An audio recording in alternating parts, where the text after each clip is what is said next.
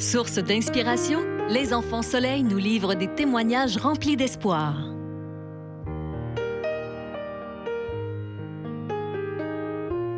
C'est un vendredi soir. Étienne arrive de la garderie puis il se plaint d'un mal d'oreille. Fait que nous, on vient à l'urgence. Puis, ils vont lui prescrire un antibiotique pour un otite. Puis, le médecin l'a trouvé pâle un peu.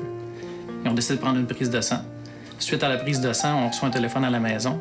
Puis, ils nous attendent au centre mère-enfant. Là, ils hésitaient, ils ne savaient pas si c'était la leucémie ou si c'était un virus. Fait qu'on a patienté toute la fin de semaine avant de rencontrer le spécialiste le lundi. Puis le lundi matin, ils ont fait une ponction de moelle. Puis c'est là qu'ils ont vu que vraiment il y avait un cancer. Il y avait plus de globules blancs que de rouges.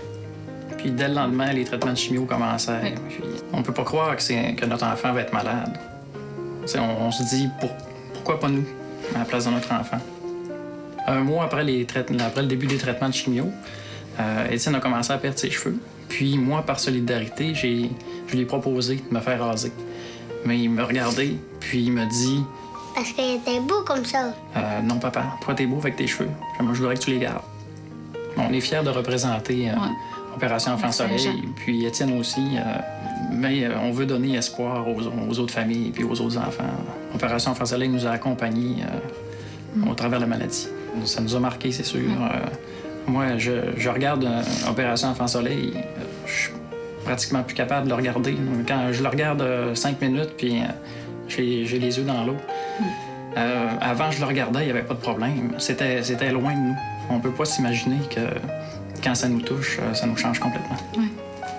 Ça change de tout autre.